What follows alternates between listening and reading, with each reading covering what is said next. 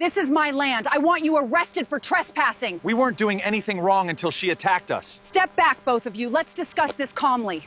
1. There's a very specific kind of arrogance that shows up when someone believes they own something they've never paid for. And in this case, it didn't just stop at attitude, it turned into a full-blown property war on a tropical island. And yeah, you heard that right. Not a suburban backyard, not a shared driveway, a tropical island property, and somehow an HOA Karen still found a way to insert herself into it.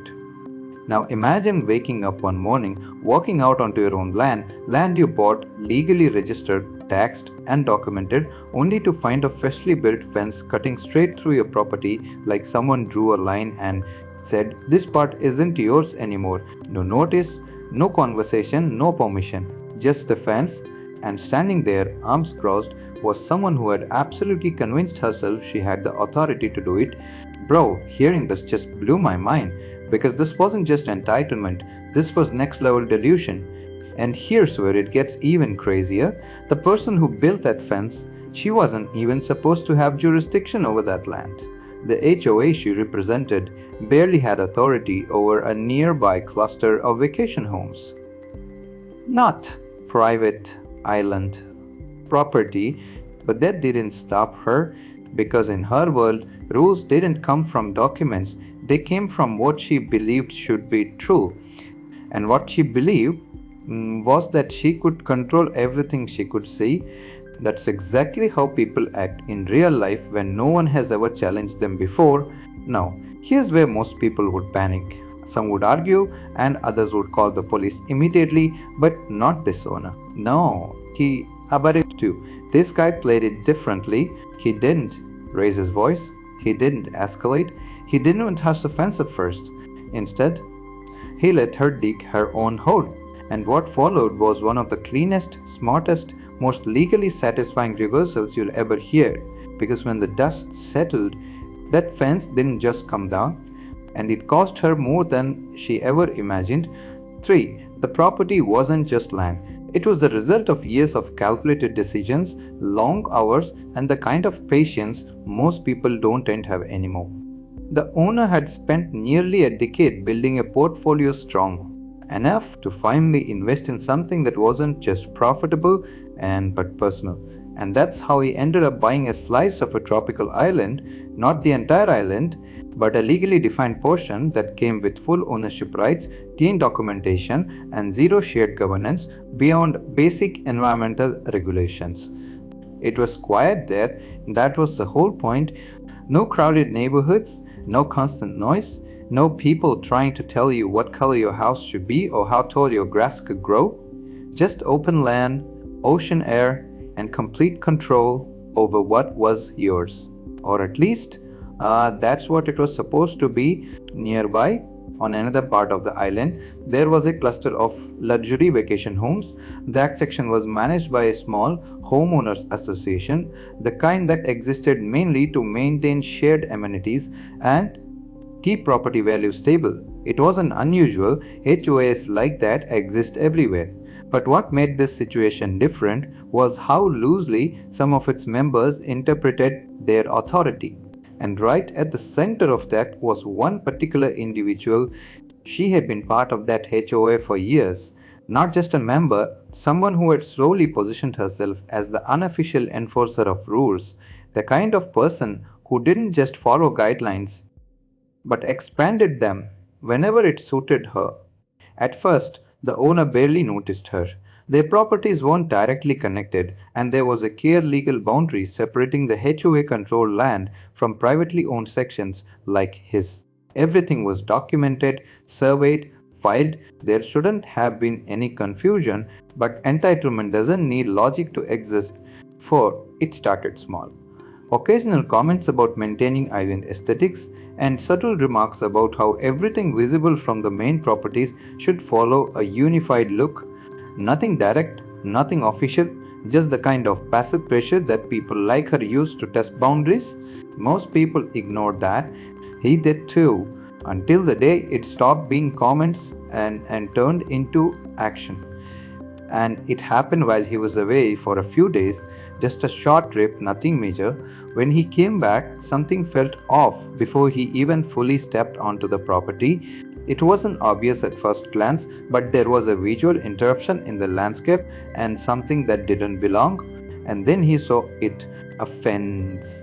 Oh, not a temporary barrier, not something loosely placed. This was a fully constructed wooden fence anchored into the ground, running straight across a portion of his land like it had always been planned that way. For a moment, it didn't even register properly because your brain doesn't immediately accept something that makes no sense. Who builds on land they don't own? But the evidence was right there and standing near it. Inspecting it like she had just completed a project she was proud of was the HOA Karen. Now here's the part that really stands out. He didn't react the way most people would. No shouting, no immediate confrontation, no emotional explosion. Instead, he walked the length of the fence, slowly, observing and processing, letting the situation reveal itself fully before making a move. That level of control, that's rare. Because deep down, he already knew something important. This wasn't just about a fence. This was about someone overstepping in a way that would require a precise response, not an emotional one. And sure enough, as soon as she noticed him, her posture changed. Not defensive and not apologetic, confident, like she had done nothing wrong, like this was completely normal. 5. That's exactly how people act when they've never been held accountable before. From her perspective, the situation was simple. The fence was necessary. It improved the visual boundary between properties. It aligned with what she believed the island should look like. And in her mind, that belief carried more weight than actual ownership. Because to her, authority wasn't defined by law, it was defined by who was willing to act like they had it. And she had been doing that for years. The difference now was that she had finally crossed a line she couldn't talk her way out of, because this time there was documentation, legal boundaries, recorded ownership, and a property owner who understood exactly how to use all of it. And instead of reacting immediately, he decided to wait, because sometimes the smartest move isn't stopping someone the moment they're wrong. It's letting them go just far enough that there's no way back. And that's exactly where this was heading. The fence wasn't the problem, and it was the opportunity. And what he was about to do next was going to turn this entire situation into something she would never forget. What made the situation even more bizarre wasn't just the presence of the fence, it was how quickly she normalized it. Within hours, it became clear that in her mind, this wasn't a mistake waiting to be corrected. It was a decision that had already been finalized. And that mindset, that's where things start to get dangerous. Because when someone convinces themselves they're right without any legal backing, they don't and hesitate. Might they double down? Over the next day, subtle changes started appearing around the fence. Small markers and decorative elements. Even a freshly installed sign that suggested the boundary was intentional, almost official looking. It wasn't just a structure anymore, it was a statement. And honestly, that's exactly how people escalate control. They don't just cross a line, they reinforce it. 6. Now, here's where most people would have snapped. Seeing someone actively build on your land, layer by layer, like it belonged to them, that's enough to push anyone over the edge. But instead of reacting emotionally, the owner leaned into something far more effective, and observation, documentation, timing. He started taking photos, not just random shots, detailed records, angles, measurements, timestamps. Every addition she made was quietly recorded. Every adjustment to the fence became evidence. Bro, this is the part that really impressed me, because instead of fighting her directly, he was building a case without saying a word. And the crazy part, she had no idea. From her perspective, everything was working. No confrontation meant approval, no resistance meant control. That's exactly how people like this operate. They interpret silence as submission. But in reality, she was walking deeper into a situation she didn't understand. And then came the first real test. A small group from the HOA started showing up near the boundary, not aggressively, not confrontationally, just observing, looking at the fence, nodding, acting like it was all part of a planned improvement. That's exactly how group validation works. Once one person sets the tone, others follow, not because they understand the situation, but because it feels easier to agree than question it. And just like that, what started as one person's overreach began to look like collective authority. That's dangerous because now it wasn't just her belief anymore, it was becoming a shared assumption, and assumptions like that, they spread fast.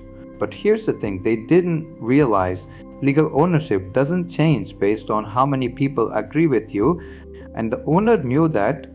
So instead of stepping in, he let them keep going. Every visit, every conversation, every visible sign that they believed they had control, all of it was quietly strengthening his position.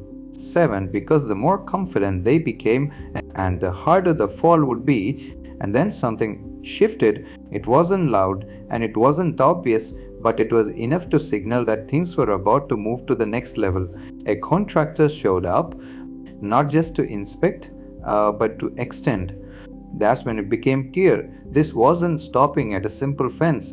They were planning to expand the boundary and push it further and make it permanent. And at that point, it stopped being a misunderstanding, it became intentional. That's exactly how these situations evolve, step by step, layer by layer, until the original line is completely erased, not physically but psychologically. Because once something exists long enough, people stop questioning it. They accept it, and that's what she was counting on. But what she didn't know was that every single step she took was being calculated, recorded, and prepared for something much bigger, a final, because the owner wasn't just waiting anymore, he was preparing to respond, and when that response came, it wasn't going to be loud, and it was going to be precise and completely unavoidable. By the time the contractor arrived with additional materials, the situation had quietly crossed a line that could no longer be ignored. What had started as one person's overreach had now turned into a structured attempt to redefine ownership, not legally but physically, and that distinction, that's where everything was about to collapse. Because physical changes can be undone, legal violations and come with consequences. And this is where the owner finally made his move, not emotionally and not aggressively, strategically. 8.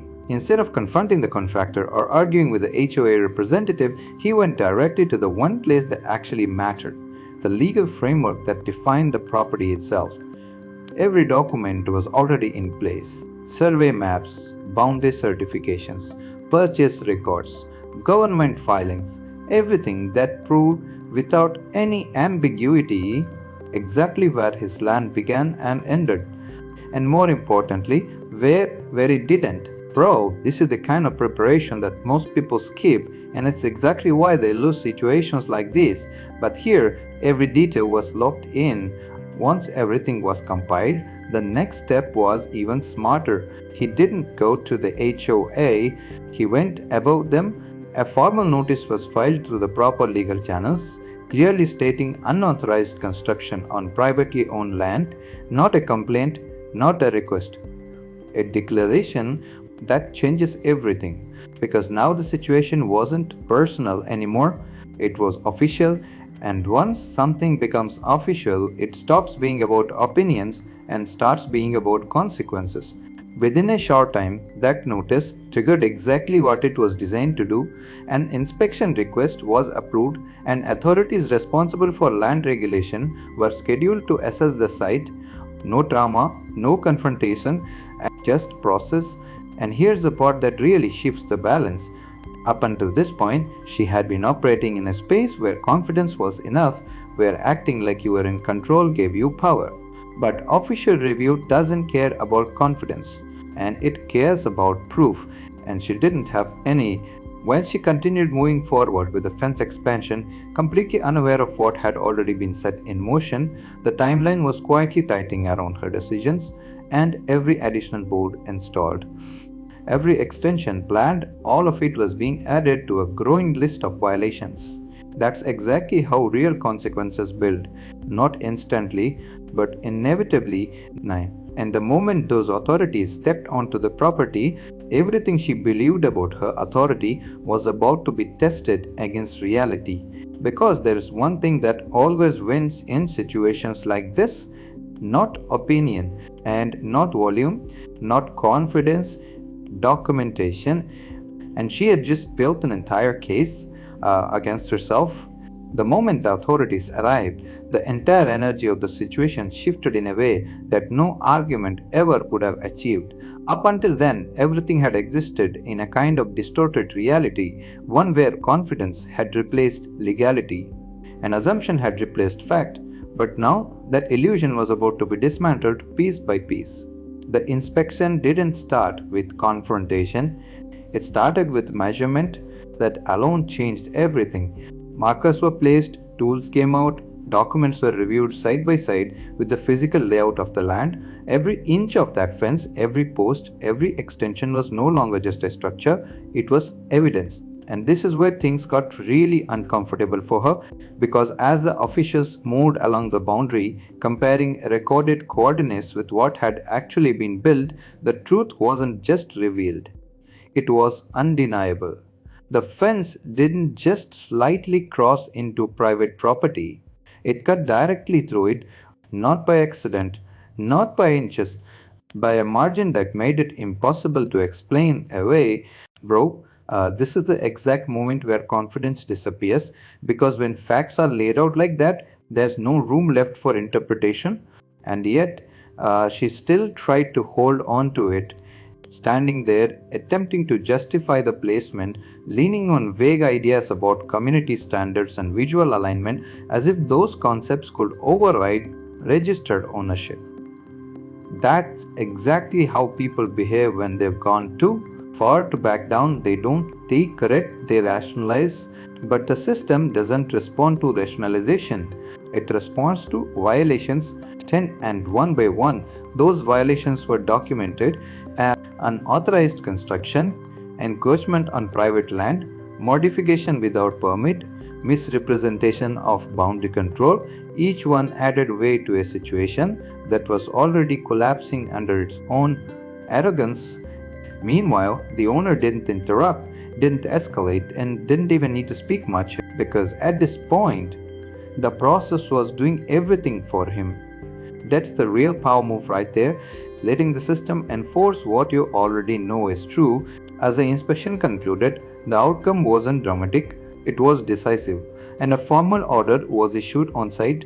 The fence, along with any additional structures tied to it, was declared non-compliant and subject to immediate removal, not optional, not negotiable, immediate. And just like that, everything flipped. The same structure that had been treated like a symbol of control just days ago was now classified as a liability, something that needed to be taken down, documented, and potentially paid for. Because here's the part that really hits: the removal wasn't assigned to the owner, and it was assigned to her. The responsibility didn't fall on the person whose land was violated, and it fell on the person who violated it. That's exactly how accountability works when it's done right. And suddenly, the dynamic changed completely. The confidence was gone. The authority she had projected, gone. The assumption that no one would challenge her, completely shattered. All that was left was consequence. And the cost of those consequences wasn't just physical labor or materials, it was financial, it was reputational, and most importantly, and it was permanent. Because situations like this don't just disappear once the structure is removed. So records stay, violations get logged, and patterns get noticed. And for someone who had built their identity around control within a small HOA environment, that kind of exposure changes everything. 11. As the officials wrapped up and prepared their reports, the fence stood there for what was likely the last time. No longer a boundary, no longer a statement. Just a mistake waiting to be erased. And as everything settled into that new reality, one thing became very clear. This wasn't just a win, and it was a complete reversal, and the aftermath, that was going to be even more satisfying. What makes this whole situation so interesting isn't just the outcome, it's how predictable the behavior was from the very beginning. Because if you really think about it, this wasn't about offense. It was about control, perception, and what happens when someone goes unchecked for too long. That's exactly how these HOA type dynamics grow in real life. Someone starts enforcing small things, people don't then push back. Over time, that person stops following rules and starts creating them. And eventually, they reach a point where they genuinely believe their authority is bigger than it actually is. Bro, and hearing this just blew my mind because you see versions of this everywhere, not just in HOAs, but in workplaces, communities, even friend groups. The moment someone isn't challenged, they expand. And that's where this owner did something most people don't. He didn't react emotionally, he didn't argue, he didn't try to win the moment, and he played the long game. That was incredible because instead of stopping her early, which honestly might just lead to more arguments, he let her go far enough that the system had no choice but to step in. And when the system steps in, it doesn't just correct the issue, it documents it.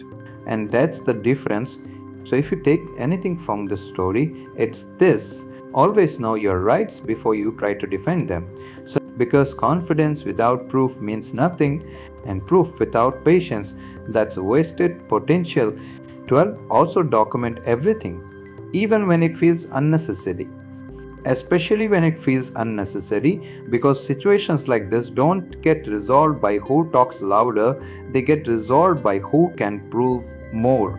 And one more thing, don't underestimate how far someone will go just because no one has stopped them before, and that's exactly how situations spiral into something way bigger than they should have been. In this case, a simple assumption turned into legal violations, financial loss, and a reputation hit that probably won't to go away anytime soon, all because someone thought they could control something that was never theirs. That's exactly how people act in real life, and until reality hits back.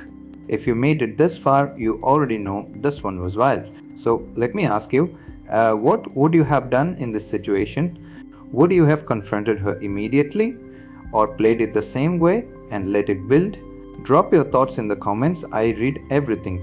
And if you enjoy these kinds of real life drama stories where patience beats arrogance, make sure to like the video and subscribe for more.